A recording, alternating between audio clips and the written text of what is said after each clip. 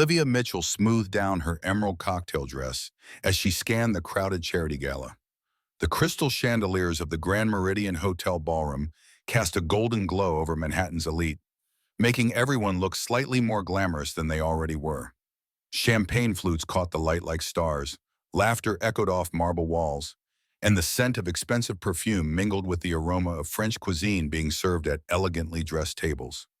She clutched her champagne flute tighter when she spotted him across the room. Ryan Cooper, her ex-boyfriend, whose emotional manipulation had taken her nearly 2 years to recover from. He was laughing with a group of people, looking as charming as ever in his tailored tuxedo, his smile practiced and perfect. The sight of him made her stomach twist with a familiar anxiety she thought she'd conquered. "Just breathe," she whispered to herself, taking a long sip of champagne that burned slightly going down. This is supposed to be a celebration. After years of hard work, she had finally secured a position as head of marketing at Archer Industries, one of New York's most prestigious corporations. Tonight was her first official appearance as part of the executive team, though she had yet to meet the famously private man who owned it all, Dominic Caruso. "You look like you've seen a ghost," said a voice beside her arm. Olivia turned to find her best friend and co-worker, Mia Barnes, holding 2 fresh glasses of champagne, her dark eyes warm with concern. "Worse," Olivia accepted the glass Mia offered. "Ryan's here. 300 people in this ballroom, and my ex had to be one of them." Mia's eyes widened. "Toxic Ryan? The one who told you that you'd never make it in the corporate world because you were too sensitive?" Olivia nodded, taking another generous sip of champagne. The bubbles felt sharp against her tongue. "The very same. And of course, he's talking to Walter Jenkins from the board of directors. I bet he's trying to network his way into something at Archer." "Well, you're the one who got the job without his help, so I'd call that karma," Mia said with satisfaction. "Besides, you look incredible tonight. Show him what he's missing." The live band transitioned from soft background music to a more upbeat melody, something with strings and piano that made the air feel electric. Couples began making their way to the dance floor, their movements fluid and practiced, and Olivia watched with growing dread as Ryan excused himself from his conversation, heading directly in her direction. "Oh no, he's coming over here," she whispered urgently, her pulse quickening. "I can't deal with him tonight, not when I'm trying to make a good impression." Panic surged through her as Ryan drew closer, his confident stride cutting through the crowd like he owned the space. The carefully constructed persona she'd built since their breakup threatened to crumble like a house of cards. Their relationship had ended 18 months ago, but the memories of his subtle put-downs and constant criticism still lingered in the corners of her mind, waiting to ambush her. He had a way of making her doubt herself with just a look, just a carefully chosen word that seemed kind on the surface, but cut deep underneath. In her desperation, Olivia turned to the tall, dark-haired stranger standing nearby. His back was to her, and he seemed to be observing the crowd with quiet interest, holding a glass of what looked like whiskey rather than champagne. There was something in his stillness that drew her, a quality of controlled awareness. Without thinking, driven by pure instinct, she leaned closer to him. "Could you dance with me?" she whispered, her heart pounding so hard she could feel it in her throat. "My toxic ex is watching. Please." The stranger turned, and Olivia found herself looking into the most striking pair of dark eyes she'd ever seen. They were almost black in the dim lighting, intense and knowing. His expression was one of surprise, quickly followed by something unreadable as he glanced over her shoulder, presumably at Ryan approaching. "I'd be honored," he said, his voice deep and smooth, carrying an accent she couldn't quite place, something that spoke of old neighborhoods and older traditions. He set his drink down with deliberate care and offered his hand. Let's not keep him waiting. Relief flooded through Olivia as she placed her hand in his. His palm was warm, his grip confident and gentle, at the same time as he led her onto the dance floor. Just before they disappeared into the crowd of swaying couples, she caught Ryan's confused expression, and a small thrill of satisfaction ran through her. "Thank you," she said as they reached the center of the dance floor, where the lighting was softer, more forgiving. "I'm Olivia, by the way." "Olivia Mitchell." A flicker of recognition crossed his face, but he simply smiled and placed his hand on her waist with a respectful firmness. "James," he replied as they began to move to the music. Olivia realized almost immediately that James was an excellent dancer. He guided her effortlessly across the floor, his steps precise but natural, as if dancing were something he'd learned long ago and never forgotten. For someone who had agreed to dance with a stranger on a moment's notice, he seemed remarkably at ease, completely comfortable in his own skin. "So, this ex of yours," James said, his tone conversational, but with an undercurrent of something else. Curiosity, perhaps, or assessment. What makes him toxic? Olivia hesitated, suddenly aware of how absurd this must seem. That's probably not the best small talk for dancing with a stranger. The corner of his mouth lifted in what might have been amusement. "True, but I'm curious about the man who has you running into the arms of someone you've never met." "When you put it that way, it does sound dramatic," she admitted with a small laugh that felt good, releasing some of the tension coiled in her chest. "Ryan and I dated for almost 2 years. He's charming and successful on the surface, but he has a way of diminishing people, making them feel small.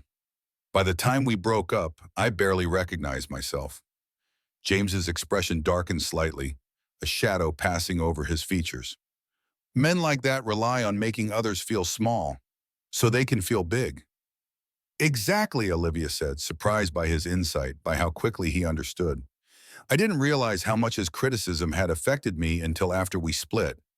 It took a long time to rebuild my confidence, to remember who I was before him." "And yet here you are," James said, his dark eyes meeting hers with unexpected warmth. "At one of the most prestigious events in New York, looking absolutely stunning."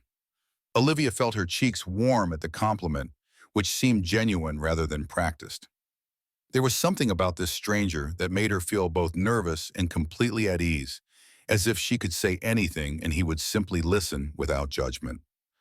"Thank you for the rescue," she said. "I promise I don't usually ambush men at charity events." "I'm glad you made an exception tonight," he replied, his smile genuine and transforming his face into something almost boyish, despite the authority he carried. As they continued to dance, Olivia found herself relaxing into his lead.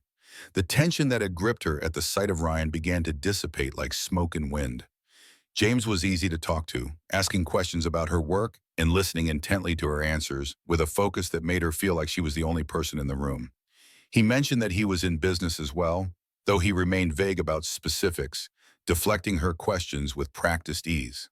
"So, what brings you to this gala?" she asked as the song transitioned into a slower number. She should have excused herself now that the immediate threat of Ryan had passed, should have returned to her colleagues and her professional obligations. But she found herself staying, allowing James to draw her slightly closer. "I have a vested interest in the children's hospital this event is supporting," he replied, something in his voice suggesting a personal connection. "And yourself?" "I'm here representing Archer Industries," she explained, unable to keep the pride from her voice. "I just started as their head of marketing." Something flickered in his expression, amusement perhaps, or recognition, but he quickly masked it. "Congratulations, that's quite an achievement. How are you finding it so far?" "Challenging but exciting," Olivia said, warming to the topic. "Though I have yet to meet the elusive Mr. Caruso. Apparently, he's not one for office appearances." James chuckled, the sound low and warm. "Maybe he's shy." "A man who's built one of the most successful business operations in the country?" Olivia replied with a laugh. "Somehow I doubt that. More likely too busy or too important to mingle with the new hires." The song ended and James stepped back, though he kept hold of her hand for a moment longer than necessary. "Would you like a drink?" he offered. Olivia glanced around the ballroom. Ryan was nowhere to be seen, and she spotted Mia giving her a not-so-subtle thumbs up from across the room, her expression delighted. "I'd like that," she decided. They made their way to a quieter corner of the ballroom, where James procured 2 glasses of champagne with the kind of ease that suggested he was accustomed to getting what he wanted. As they talked, Olivia found herself increasingly drawn to this mysterious man. There was a quiet confidence about him that was utterly different from Ryan's showy charm. When James asked questions about her work, he seemed genuinely interested in her responses, his attention never wavering even when important-looking people tried to catch his eye. The evening passed in a pleasant blur of conversation that ranged from marketing strategies to their favorite places in the city, from books they'd read to music they loved. James had traveled extensively, it seemed, though again he was vague about the reasons. There was an old-world quality to his manners, a formality that somehow didn't feel outdated but rather reassuring. It wasn't until Mia appeared at Olivia's side, apologetically interrupting their conversation, that she realized how much time had passed. "I'm so sorry," Mia said, slightly breathless. "But Walter Jenkins is looking for you. He wants to introduce you to some potential clients." Olivia turned to James with genuine regret. "Duty calls, it seems. Thank you again for the dance and the conversation." James took her hand and brought it to his lips in an old-fashioned gesture that would have seemed affected from anyone else, but from him felt natural and right. "The pleasure was mine, Olivia Mitchell. Perhaps we'll meet again soon." As she walked away with Mia, Olivia couldn't help but look back. James raised his glass slightly in a silent toast, his enigmatic smile making her wonder if she should have asked for his number. Some way to contact him again. What Olivia didn't know as she rejoined her colleagues was that James was actually Dominic Caruso himself, the man she had just described as too busy or too important to meet with new hires. And as he watched her confidently discussing marketing strategies with potential clients, her earlier nervousness completely vanished. Dominic Caruso made a mental note to attend the Monday morning meeting at his company for the first time in over a year. The Monday morning executive meeting at Archer Industries was already underway when Olivia rushed in 5 minutes late. Her weekend had been consumed by post-gala follow-ups with potential clients, leaving little time for sleep. She slid into an empty chair at the conference table, mouthing an apology to her direct supervisor, Victoria Hayes. The conference room was all modern glass and steel, with a view of the Manhattan skyline that never failed to impress. Victoria stood at the head of the table, perfectly composed in a charcoal suit, her presentation displayed on the large screen behind her. "As I was saying," Victoria continued without acknowledging Olivia's entrance, "our third quarter projections are strong, but we need to push harder on the new product line launch." She clicked to the next slide with practiced efficiency. "Marketing has prepared a comprehensive strategy, which Olivia will present shortly." Olivia flipped open her portfolio, mentally reviewing her talking points. This was her first major presentation to the executive team, and she was determined to make an impression that would justify the faith placed in her. She was so focused on her notes that she almost missed the sudden shift in the room's atmosphere. The straightening of spines, the nudging of elbows, the way conversations died mid-sentence. When the conference room door opened, she didn't immediately look up, still absorbed in her preparation. "Good morning, everyone," said a voice that made her blood run cold. "Please don't let me interrupt." That voice, deep, smooth, unmistakable. Olivia's head snapped up and her breath caught in her throat. Standing at the head of the table, dressed in an impeccable charcoal suit that made him look like he'd stepped out of a different era, was James. Except he clearly wasn't James at all. The expressions on her colleagues' faces told her everything she needed to know even before Victoria spoke, her tone shifting to something that bordered on reverence. "Mr. Caruso, this is unexpected. We're honored to have you join us this morning." Dominic Caruso, her mysterious dance partner from the gala, the man she had complained to about his own absence from the office, the man who owned everything in this building, and possibly half the city besides, smiled politely as he took the empty seat at the head of the table. His eyes met Olivia's briefly, a hint of amusement dancing in their dark depths. "I thought it was time I paid more attention to what happens under my roof," he said smoothly, his voice carrying that same quality of controlled power she'd noticed at the gala. "Please continue, Victoria." Olivia's mind raced as Victoria resumed her presentation. She had danced with Dominic Caruso. She had told Dominic Caruso that Dominic Caruso was too important to meet new hires. She had even implied that he might be arrogant, disconnected from the people who work for him. Heat crept up her neck as the mortifying reality sank in like a stone dropping into deep water. When Victoria finally turned the floor over to her, Olivia forced herself to stand on legs that felt like jelly. Her hands trembled slightly as she gripped her notes. "Good morning," she began, her voice remarkably steady despite her internal panic. "As the newest member of the executive team, I'm excited to share our marketing strategy for the Archer Elite line. Drawing on years of professional experience, Olivia pushed aside her personal embarrassment and launched into her presentation. Slide by slide, she outlined the comprehensive marketing approach she had developed, focusing on digital innovation and targeted outreach. As she spoke, she carefully avoided looking directly at Dominic, though she could feel his gaze on her like a physical weight. The research indicates that our target demographic responds strongly to authentic storytelling, she explained, clicking to a slide showing engagement metrics.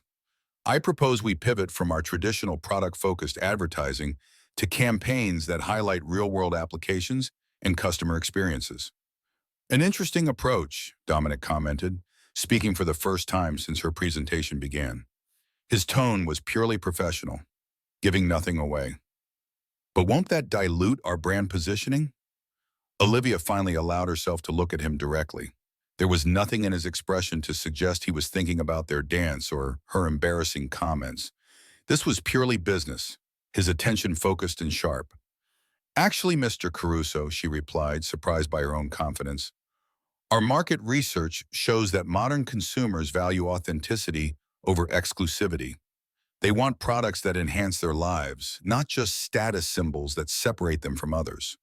A flicker of approval crossed his face. Continue. By the time she concluded her presentation, Olivia had almost forgotten the awkwardness of their prior meeting. The executive team's response was enthusiastic, with several department heads immediately suggesting collaborations. Even Victoria looked impressed, though there was something calculating in her gaze that Olivia couldn't quite read. Thank you, Olivia, Dominic said as she gathered her materials, his voice carrying across the room. I'd like to discuss some of these ideas further. Are you available this afternoon? Before she could respond, his assistant appeared at the door, a serious-looking man with salt and pepper hair who moved with military precision, announcing that his next appointment had arrived. Dominic rose, buttoning his suit jacket with deliberate care. My office, 3 o'clock, he said to Olivia, not waiting for her agreement before he strode from the room, his assistant following like a shadow. As the meeting dispersed, Mia cornered her in the hallway, eyes wide with barely suppressed excitement. Did I just hear Dominic Caruso himself request a private meeting with you?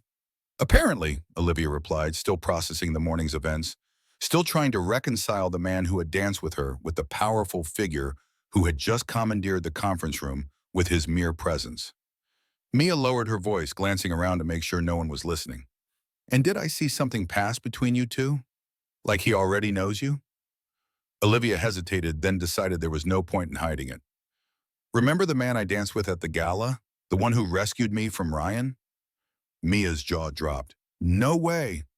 Yes way. And I may have told him that his alter ego, himself, was too important to meet with new employees. Oh my God, Mia whispered, a mixture of horror and delight on her face. You are so screwed. Thank you for that vote of confidence, Olivia said dryly. The rest of the morning passed in a blur of emails and conference calls, but Olivia couldn't focus properly. Her mind kept returning to that moment in the conference room, to the way Dominic had looked at her with those dark, knowing eyes. Why had he concealed his identity at the gala? And more importantly, why had he suddenly appeared at a meeting he typically avoided? At precisely 3 o'clock, Olivia stood outside the imposing double doors on the top floor. She had never been to this level of the building before. The hallway was different here. Darker wood, softer lighting, the kind of old-world elegance that spoke of tradition and power. Taking a deep breath, she knocked. Come in, called that now familiar voice. Dominic's office was nothing like she had expected. Instead of the glass and chrome aesthetic that dominated the rest of the building, this space felt like stepping back in time. Dark wood paneled the walls, and the lighting came from antique brass lamps rather than harsh fluorescence. Heavy curtains framed floor-to-ceiling windows that offered a panoramic view of Manhattan, but the overall effect was intimate rather than ostentatious. A mahogany desk dominated the center of the room, its surface organized but not sterile. Behind it, Olivia noticed a photograph in an ornate silver frame, a beautiful woman with kind eyes and dark hair. His mother, she assumed, remembering something she'd heard about Eleanor Caruso. Dominic stood by the window, jacket off and sleeves rolled up, looking more like the James she had met than the formidable Mr. Caruso who had walked into the conference room that morning. "Olivia," he said, turning to face her, "please sit." She chose one of the leather chairs across from his desk, her posture perfect, portfolio ready. The leather was soft and worn, comfortable in a way that suggested these chairs had been here for years.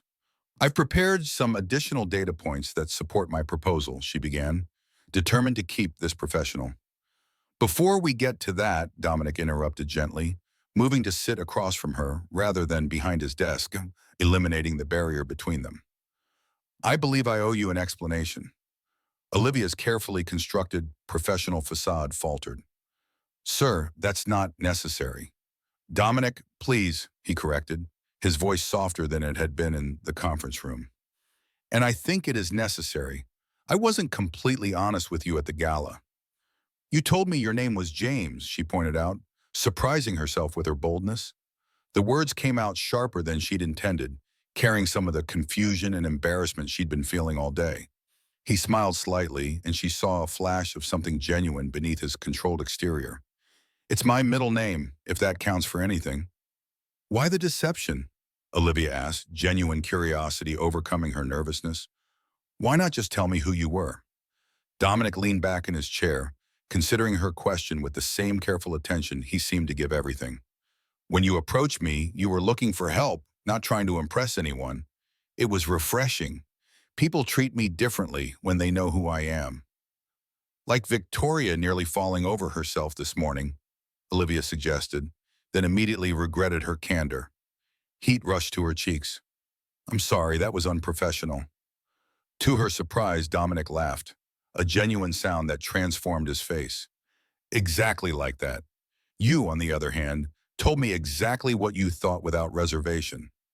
Do you know how rarely people tell me the truth about myself?" Olivia winced at the memory. "About that, I apologize for my comments. They were inappropriate and presumptuous." "They were honest," he corrected, his dark eyes holding hers, "and not entirely inaccurate. I have been distant from the day-to-day operations, something I'm trying to change." An uncomfortable silence fell between them, filled with things unsaid. Olivia couldn't help but wonder if her candid remarks at the gala had prompted his sudden interest in company operations, if she had somehow become the catalyst for this shift. "About your marketing proposal," Dominic said, abruptly changing the subject with the kind of decisiveness she suspected was characteristic. "I think you're on to something with the authentic storytelling angle, but I have concerns about implementation." For the next hour, they discussed her marketing strategy in detail. To Olivia's surprise, Dominic was not only knowledgeable but genuinely interested in her ideas. He challenged her assumptions, pushed for clarification on certain points, but also acknowledged the strengths of her approach with the kind of insight that came from years of experience. It was the most intellectually stimulating conversation she'd had in years. The kind of exchange where ideas built on each other and possibilities multiplied. As their meeting wound down, Dominic stood, signaling its end with the same subtle authority that seemed to define all his movements. "I'm impressed, Olivia. Victoria was right to bring you on board." "Thank you," she replied, gathering her materials with hands that had finally stopped trembling. She hesitated at the door, then turned back, unable to resist asking, "May I ask you something?" He nodded, curiosity evident in his expression. "Was it a coincidence that you showed up at the executive meeting the first workday after the gala?" A slow smile spread across his face, and for a moment he looked like James again, approachable, warm, human. "What do you think?" Before she could respond, his phone rang. He glanced at it, then back at her with what might have been regret. "We'll continue this discussion tomorrow. My office, same time." Olivia left with more questions than answers, but one thing was clear. Dominic Caruso was nothing like she had expected. He was more perceptive, more engaged, and far more intriguing than the distant owner she had imagined. What she didn't know was that as she rode the elevator down to her floor, Dominic was instructing his assistant to bring him her complete employee file, or that Ryan Cooper had applied for a senior position at Archer Industries 3 days earlier, with his interview scheduled for the following week. The timing was too deliberate to ignore, and Dominic Caruso had spent his entire life learning to recognize patterns, to see connections that others missed. Someone was playing a game, and he intended to find out who and why. Over the next 2 weeks, Olivia's meetings with Dominic became a daily occurrence. What had started as discussions about her marketing strategy evolved into broader conversations about the company's direction, about leadership and vision, and the balance between tradition and innovation. To her surprise, Dominic valued her outsider perspective and fresh ideas, often asking her opinion on matters that seemed beyond her pay grade. He was nothing like the aloof owner she had imagined, nor was he anything like Ryan. Where Ryan had been performatively charming but ultimately self-serving, Dominic was quietly attentive, asking questions and actually listening to the answers. Where Ryan had used criticism to diminish her, Dominic challenged her ideas in ways that made them stronger. "Your proposal for the international expansion is solid," Dominic said one afternoon, reviewing the documents she had prepared. They had fallen into a comfortable routine, meeting in his office where they could speak freely without the watchful eyes of other executives. The space had become familiar to her, the scent of leather and old wood, the way afternoon light slanted through the heavy curtains, the photograph of Eleanor that seemed to watch over their conversations.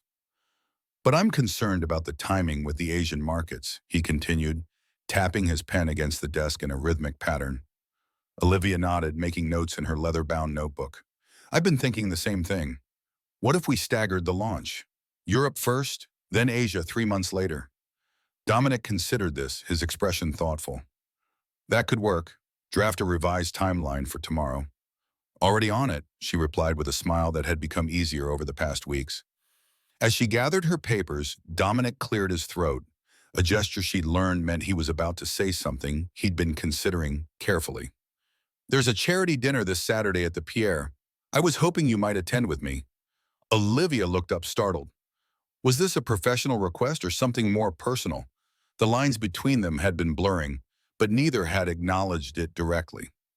"As colleagues, of course," Dominic added quickly, perhaps sensing her hesitation. Something in his eyes suggested this clarification cost him, but his expression remained neutral. "Of course," she echoed, ignoring the slight disappointment that fluttered in her chest. "I'd be happy to." Later that day, as Olivia was leaving the office, Mia cornered her by the elevators with the determined look of someone who had been waiting for this moment.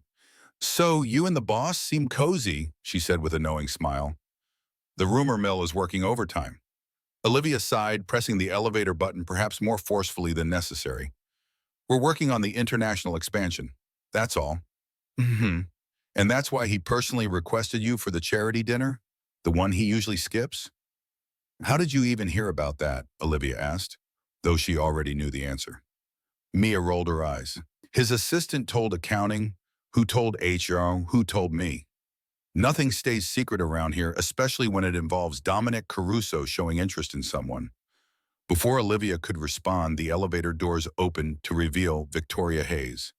The marketing director's expression was cool as she took in the scene, her eyes lingering on Olivia with an assessment that felt invasive. "Burning the midnight oil again, Mitchell?" Victoria asked, her tone falsely pleasant as they all stepped into the elevator.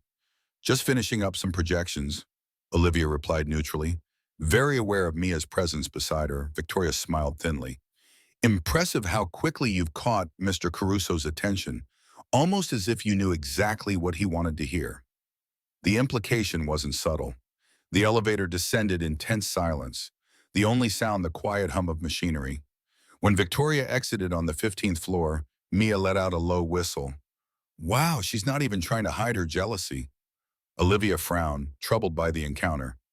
"I don't need this kind of attention. I just want to do my job."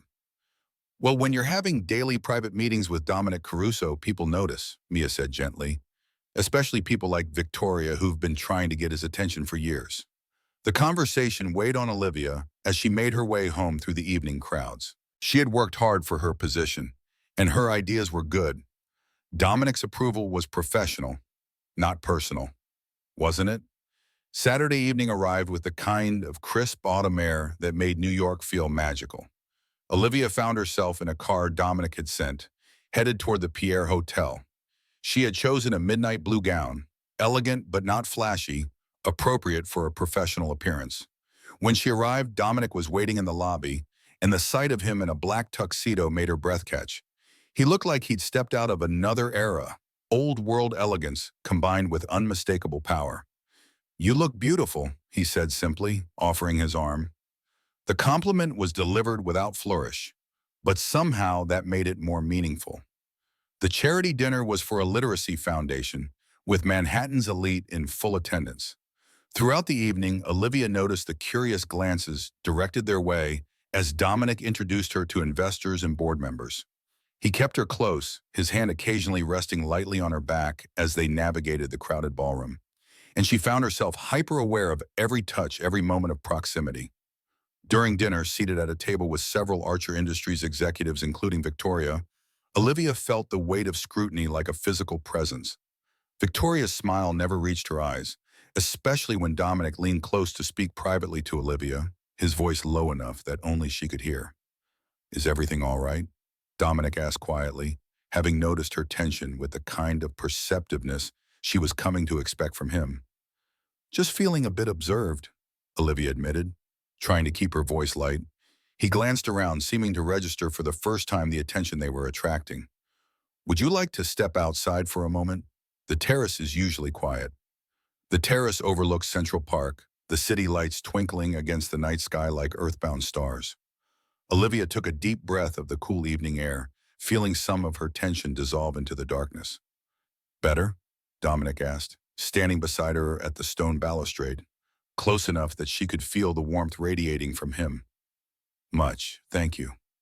She turned to him, emboldened by the privacy and the night. "Can I ask you something?" "Anything." "Why me?" The question had been bothering her for days, keeping her awake at night. "Why did you choose to work so closely with me when you have an entire executive team with more experience at Archer Industries?" Dominic considered her question, his expression thoughtful in the dim light. "Because you see things differently. You're not afraid to challenge conventional thinking. Or to challenge me." "I told you that you were too important to meet with employees," she reminded him with a small laugh. "Exactly. Do you know how rarely people tell me the truth about myself?" His voice had softened, and he moved slightly closer, the space between them charged with something unspoken. "It's valuable to me. You're valuable to me." There was something in his eyes that made her heart beat faster, that made the cool night air suddenly feel warm.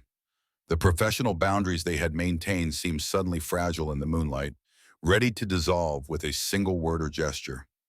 The moment was interrupted by the sound of the terrace door opening. They both turned to see Ryan Cooper step onto the terrace, stopping short when he spotted them. His expression flickered. Surprise, calculation, something that might have been satisfaction. "Olivia," Ryan said, recovering quickly with the smooth charm she remembered too well. "I thought that was you earlier. You look well." Olivia stiffened, unprepared for this encounter, despite knowing Ryan was somewhere in the city. "Ryan, I didn't know you'd be here." "Last-minute invitation," Ryan replied smoothly, his gaze shifting to Dominic with obvious recognition. "Mr. Caruso, it's an honor. Ryan Cooper." Dominic's expression remained impassive as he shook Ryan's hand, but Olivia sensed a sudden coldness, a shift in the air, like the temperature dropping. "Olivia and I are old friends," Ryan continued, his charm on full display. "We go way back." "Is that so?" Dominic's tone was neutral, but there was steel underneath. "Actually," Olivia interjected, wanting to control this narrative before Ryan could shape it. "Ryan and I dated a couple of years ago. It didn't end well." Ryan's smile faltered slightly. "Water under the bridge, surely, especially since I hear we might be colleagues soon. My interview with Archer Industries is on Tuesday." Olivia felt the blood drain from her face. Ryan at Archer. The thought of seeing him daily, of having him potentially undermine her as he had during their relationship, was unbearable. The carefully rebuilt confidence she'd constructed threatened to crack. Dominic's expression remained unreadable, but his voice carried a subtle edge. "I wasn't aware we were considering new senior hires." "The CFO position," Ryan clarified, looking smug. "Walter Jenkins personally recommended me after we met at the hospital gala." Dominic's jaw tightened almost imperceptibly. "I see. If you'll excuse us, Mr. Cooper, Ms. Mitchell and I have business to discuss." Without waiting for a response, Dominic guided Olivia back inside, his hand firm at the small of her back. The touch felt protective, possessive even, and Olivia didn't resist.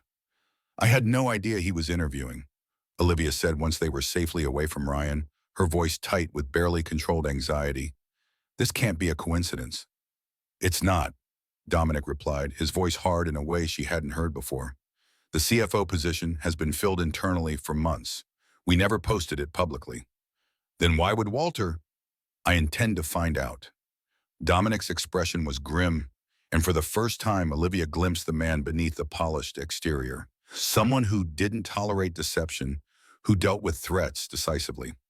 I'm sorry, but I need to make a few calls. Will you be all right if I step away briefly? Olivia nodded, though unease settled in her stomach like a stone. As Dominic disappeared toward the hotel lobby, his phone already at his ear, she made her way to the ladies' room to collect herself, to process what Ryan's appearance might mean. Inside, she found Victoria touching up her makeup with practiced precision, her reflection meeting Olivia's in the ornate mirror. Trouble in paradise already? Victoria asked with false concern. I saw Cooper corner you both on the terrace. It was nothing, Olivia replied curtly, moving to the sink, unwilling to give Victoria the satisfaction of seeing her rattled. Victoria turned to face her directly, setting down her lipstick with deliberate care. You know, it's interesting how quickly you've risen in Dominic's esteem, almost as quickly as Ryan Cooper secured an interview for a position that wasn't even open. Olivia froze, meeting Victoria's gaze in the mirror. What are you implying? Only that certain coincidences raise questions, Victoria said, her voice smooth as silk and just as dangerous. Like how you and Cooper both appeared at Archer Industries within weeks of each other. Or how you've managed to monopolize the CEO's time despite having no significant track record in the industry. My credentials speak for themselves, Olivia always said, anger rising hot in her chest, and I have no connection to Ryan beyond a past I'd rather forget.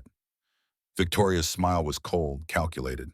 Perhaps, but the board might see things differently, especially when they learn about your close relationship with Dominic. As Victoria swept from the room with the air of someone who had accomplished exactly what she'd set out to do, Olivia gripped the edge of the sink, her mind racing. The implication was clear. Victoria thought she and Ryan were working together somehow, using their connection to manipulate Dominic for some undefined advantage. When she emerged, Dominic was waiting in the hallway, his expression troubled but controlled. I need to tell you something, he said without preamble, his voice low. But not here. They made their excuses and left the event early, the tension between them palpable in the backseat of his car as it navigated through the illuminated streets of Manhattan. The partition between them and the driver was raised, creating a private space where they could speak freely. Walter claims he doesn't remember meeting Cooper at the gala, Dominic explained, his jaw tight. Yet Cooper had his personal contact information and an invitation to apply for a position that doesn't exist. That makes no sense, Olivia said, bewildered. Unless someone else arranged it. Dominic turned to her, his dark eyes intense in the passing streetlights. Olivia, I think Ryan is being used to sabotage you, and possibly me. Someone at Archer Industries wants to create the appearance of impropriety between us. The revelation hit Olivia like a physical blow. Victoria, she whispered, pieces clicking into place. She just implied as much to me in the ladies' room. She suggested Ryan and I were working together, that I was using our relationship to get close to you. Victoria has wanted advancement for years, Dominic said, something dark in his voice. My father always blocked her, and I've continued his policy. She must see you as a threat to her ambitions. But why involve Ryan? Olivia's voice was small, confused. Dominic's gaze was intense, almost fierce. Because he's your weakness, and she thinks she can use him to get to me. Monday morning brought a tense atmosphere to Archer Industries. Olivia arrived early, hoping to avoid unnecessary interactions, but found Dominic waiting by her office door. He looked like he hadn't slept, his tie slightly loosened, shadows under his eyes. We need to talk, he said quietly, gesturing for her to follow him to a small conference room away from potential eavesdroppers. Once inside, he closed the door and turned to face her with an intensity that made her breath catch. I've spent the weekend investigating Victoria and Ryan's connection. He placed a folder on the table between them, his movements controlled but suggesting barely restrained anger. It's worse than we thought. Olivia sat down, steeling herself. What did you find? Victoria and Ryan have known each other for years. They worked together at Summit Partners before you met him. Dominic opened the folder, revealing documents she could barely process. Victoria was the one who recommended Ryan apply for the position at your previous company, where you two met. The implications crashed over Olivia like a wave, cold and suffocating. Are you saying our entire relationship was orchestrated? I don't know about that, Dominic admitted, his expression grim. But what's clear is that Victoria has been tracking your career for some time. When you were hired here, it wasn't random chance. She was the one who pushed for your application to be fast-tracked. Olivia's mind raced, connecting dots she'd never seen before, patterns emerging from what she'd thought was chaos. Ryan always encouraged me to apply for positions that pulled me away from leadership tracks. He'd say I wasn't ready, that I needed more experience, that I was too sensitive for real power. She looked up at Dominic, realization dawning like cold light. He was sabotaging my career while making it seem like he was being supportive. And Victoria was likely pulling strings in the background, Dominic added. The question is why? Olivia opened the folder with trembling hands, scanning the documents inside. Email correspondences, meeting calendars, financial records. These go back 5 years, she said astonished, before I even met Ryan. Keep reading, Dominic urged, his voice tight. As she turned the pages, a pattern emerged that made her stomach turn. Victoria had been systematically undermining talented women in marketing across several companies, creating a network of loyal subordinates who owed their positions to her influence while eliminating potential competition. She's building her own empire, Olivia murmured. But why target me specifically? Dominic hesitated before responding, and she saw something like pain flash across his face. There's something you should know about my mother's company. Something not many people are aware of. He moved to sit beside her, close enough that she could smell his cologne. Something subtle and expensive. Archer Industries was built on my mother's strategies. My father was the business mind, but she was the creative force, the vision. When she died 10 years ago, my father established a trust in her name, the Eleanor Caruso Foundation. His voice softened when he spoke his mother's name, revealing a tenderness that contrasted with his usual control. According to the company charter, he continued, control of that foundation, which owns 30% of Archer Industries, passes to the chief marketing officer after holding the position for 1 year. Olivia's eyes widened as the understanding clicked into place. And Victoria has been acting CMO for 11 months. She's 1 month away from controlling nearly a third of everything my mother built, Dominic confirmed, his jaw tight. But your ideas have caught the board's attention. My attention. Victoria knows I've been considering restructuring the marketing division with fresh leadership. The pieces suddenly fit together with startling clarity.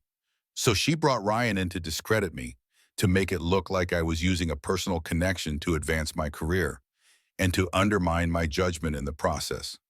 If the board believes that I've been making decisions based on personal attraction rather than business acumen, Dominic added, they might question other decisions, including any restructuring of the marketing division, which would secure Victoria's position, Olivia finished, the full scope of the plan becoming clear. The board meeting is tomorrow. She'll officially be named CMO unless we can prove what she's been doing.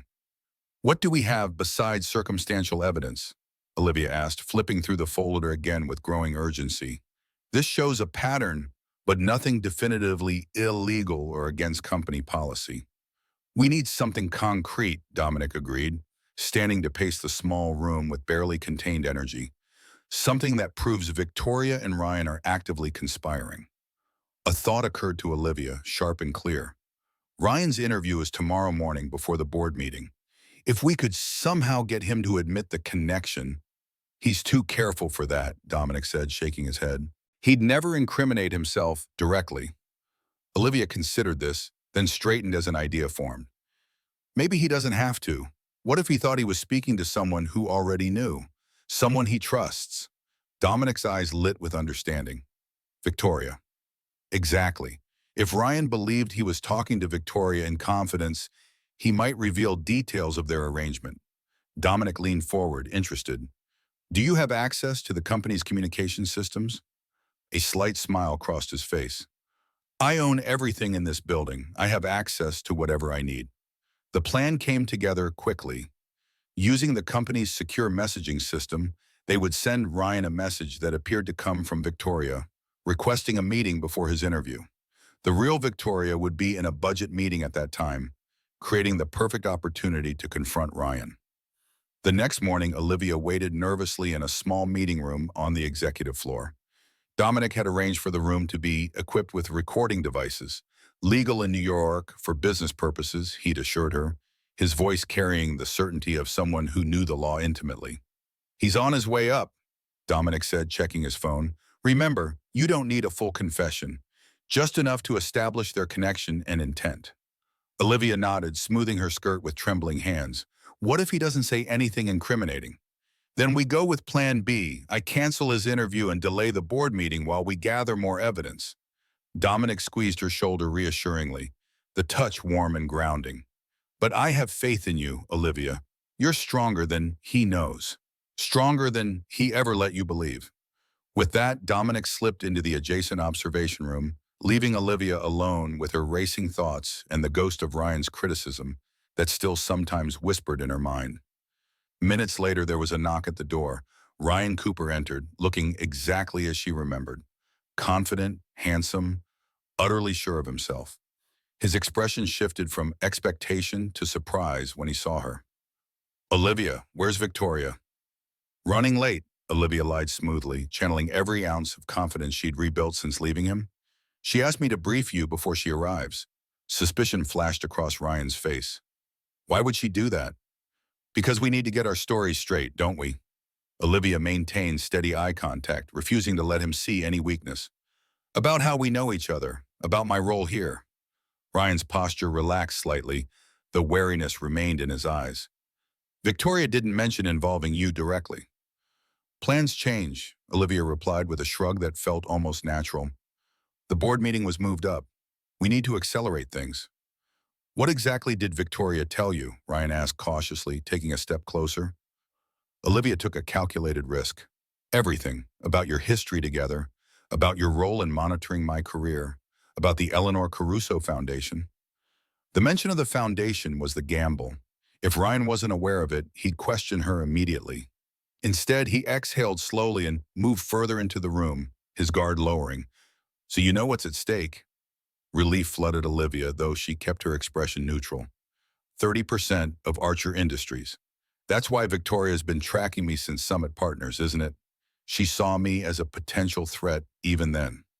Ryan smiled, that charming expression she had once found so attractive now seeming predatory, dangerous in its calculation. Victoria has always been good at identifying your threats early. When she saw your marketing proposal at Summit, she knew you had potential to disrupt her plans. That's why she suggested I take an interest in you. The confirmation of what she had suspected was like a knife to the heart, but Olivia maintained her composure, channeling every painful lesson the past 2 years had taught her. Our entire relationship was a setup. Not entirely, Ryan said, his tone almost consoling, as if he were doing her a favor by clarifying. Victoria wanted me to evaluate whether you were ambitious enough to be dangerous. The relationship just made that easier, more thorough. And your constant criticism? Olivia's voice was steady despite the old wounds reopening. The way you undermined my confidence. Ryan shrugged as if discussing the weather. Career management. Victoria needed you competent enough to be useful, but not confident enough to be competition. You have talent, Olivia, but you've always been too emotional for true leadership, too sensitive. The familiar words, so similar to the criticisms he had leveled at her throughout their relationship, no longer had the power to wound her. Instead, they strengthened her resolve, reminding her exactly why she was here. And now, she asked, keeping him talking, what's Victoria's plan for Archer Industries once she controls the foundation? Restructuring, starting with the executive team, Ryan said, glancing at his watch.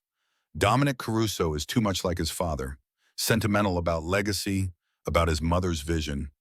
Victoria will push him out within 6 months, Bring in people who understand that business is about profit, not sentiment. He looked back at Olivia. Speaking of Victoria, she should have been here by now.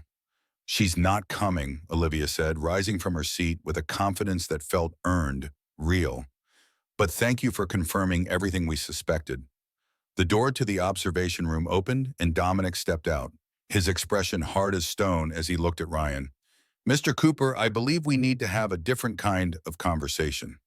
The color drained from Ryan's face as he realized the trap he had walked into. This was a setup.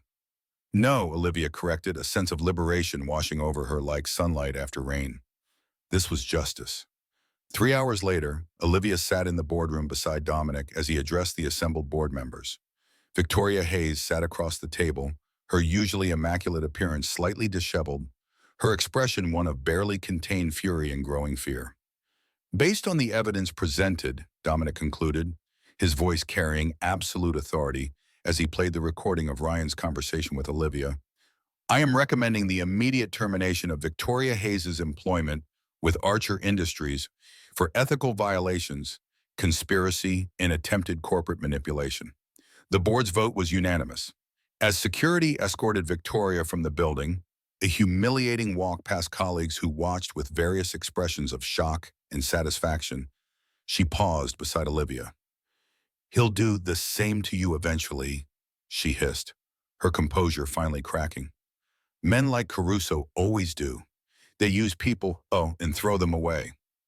Olivia met her gaze steadily, seeing not a threat but a broken woman who had let ambition corrupt everything. The difference is I know my worth now, and it has nothing to do with any man's validation. In the aftermath, the board appointed Olivia as interim chief marketing officer, with a formal review scheduled in 6 months. It was more than she had dared hope for, recognition that felt earned rather than given. As the boardroom emptied, Dominic remained beside her, his expression thoughtful. What Ryan and Victoria did to you was unconscionable, he said quietly, his voice carrying an undercurrent of anger he rarely showed. Using your past to manipulate your future, trying to destroy what you'd built. They underestimated me, Olivia replied, feeling the truth of those words settle into her bones. They thought my past defined me. They thought sensitivity was weakness. Dominic smiled, the warmth in his eyes now unfettered by professional constraints. I never made that mistake. From the moment you asked me to dance, I saw someone exceptional. Someone who had the courage to ask a stranger for help, to be vulnerable and strong at the same time.